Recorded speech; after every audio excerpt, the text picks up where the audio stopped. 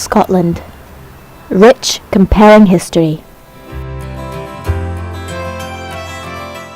Breathtaking landscapes.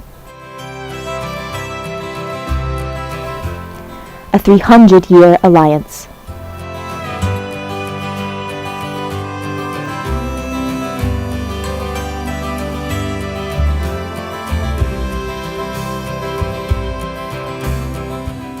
On the 18th of September 2014, a national referendum will be held to decide whether or not Scotland is to become an independent country. The debate has been fierce, lengthy and well publicised, but with Scottish citizens as young as 16 being eligible to vote, is the younger generation getting enough information to make an informed decision, and ultimately, do they even care?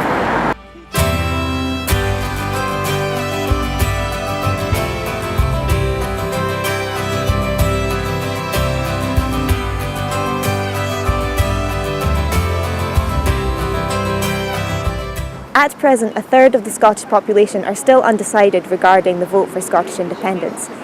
However, studies have shown that an overwhelming 70% of people still feel that they have not been given enough information by either of the campaigns.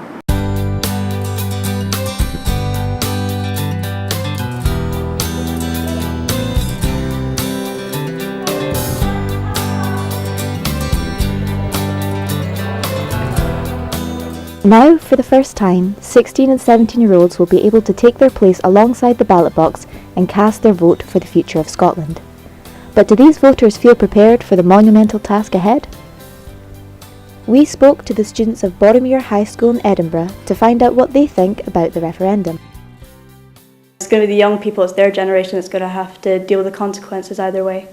I did all my own research after I was doing work experience with an MSP for the SNP, but I didn't want to be biased by any of their opinions, so I went and did all my own research and then I came to my own conclusions. Especially for the Yes campaign, I would say a lot of people are just saying that they're going to vote no because that's the kind of general consensus among their friends, but they don't know that much either way, so they're just going with it because that's also kind of an easier option, so rather than actually finding out things. It's not reaching people of our age. I don't know, my teacher said it wasn't, she felt that her age group weren't as informed as they could be as well. Lots of people are interested in politics and I think it's,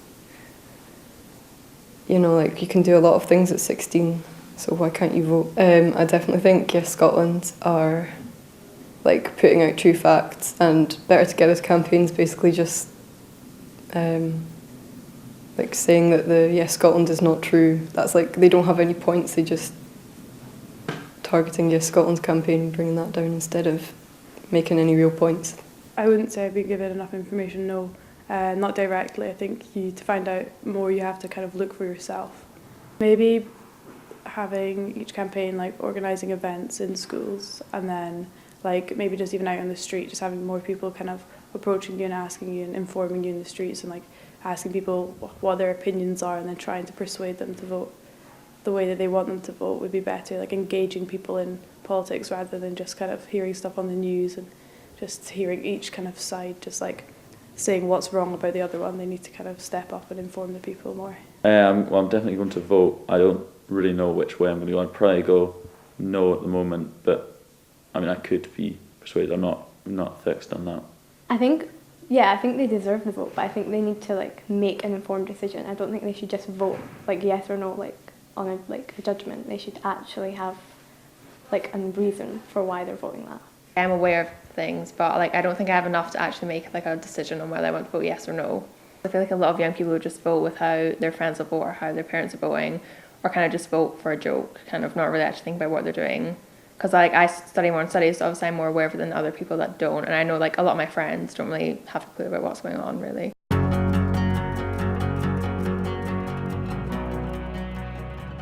It's imperative that the youth of this country is given a clear understanding of what's at stake in the upcoming vote for independence.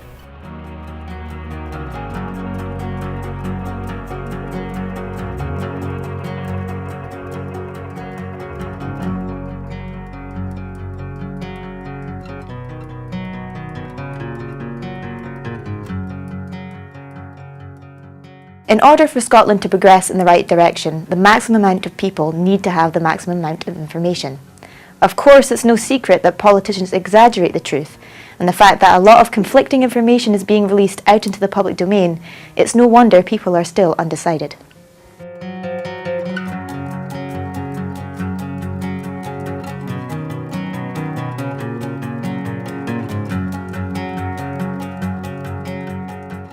The first argument for independence is that Scotland would become the sixth wealthiest country on earth due to the revenue provided by North Sea oil.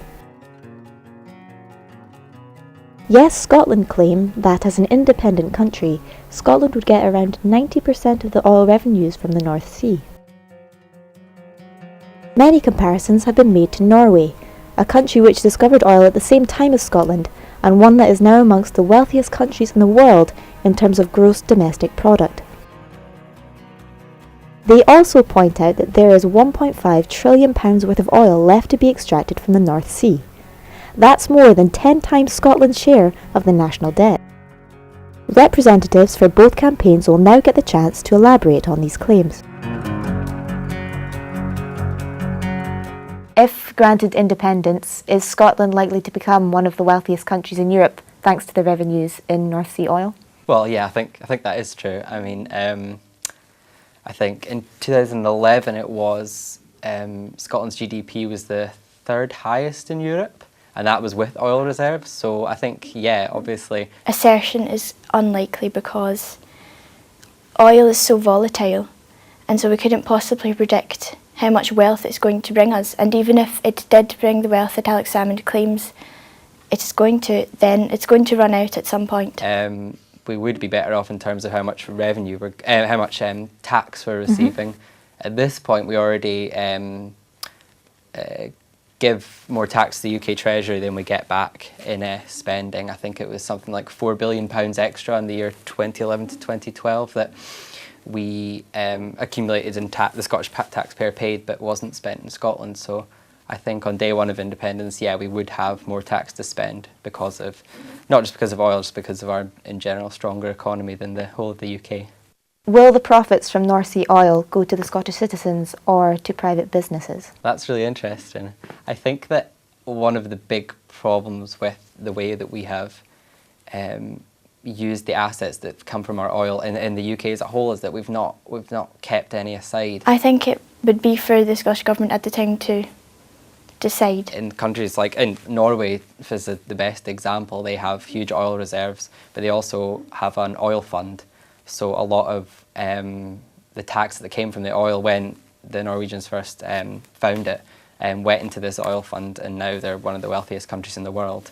Our ones were squandered on, nuclear weapons and illegal wars. It would most likely have to go to public spending because currently public expenditure, Scotland makes up 9.3% of the UK's overall expenditure, yet we make up only 8.4% of the population of the UK. So that gap would have to be made up somehow. Our oil wasn't managed properly, so I think if we became independent, the oil isn't going to last forever, but I think it's going to last a lot longer than people, a lot of the press like to tell us. But I think whatever is left we could use for to create an oil fund, and that would benefit, the everyday citizen just as much as it would benefit big corporations. And lastly, what is the likelihood of Scotland nationalising the oil industry? I'm not really sure. I think in some way it's for the people of Scotland to decide that, because this debate is not about any one particular political party's ideas about how to run a country. It's about whether we want to make our own decisions. If our figures are based on the oil, then it could be a possibility for Alex Salmond. Otherwise, he wouldn't be sure where all the money from the oil is going to go. So he may need to nationalise it. In 2016, if we vote yes and there's the first election to the first independent Scottish Parliament, we can decide what party we would elect, whether it be SNP, Labour, Conservative maybe, Green, Socialist. And then they would offer up their plan for the oil, whether they want to nationalise, want to create a state-owned oil company, or whether they want to leave it in the hands of private investors, or whether they want to set up an oil fund. It's for the political parties as well as the people of Scotland to decide what happens to the oil. So it would seem that although the asset value of North Sea oil looks impressive on paper, the exact percentage which would trickle down to Scottish families is far more uncertain. The figures presented by Yes Scotland rely on the gross domestic product per capita, whereas gross national product is likely to be a better indicator of Scotland's potential wealth. In order for Scottish families to benefit fully from the oil revenue, the new state would have to nationalise the oil industry or set up an oil fund, none of which have been confirmed. Combined with the fact that Westminster are likely to contest the ownership of the North Sea waters, this could result in a legal dispute that could last anywhere between 3 and 10 years.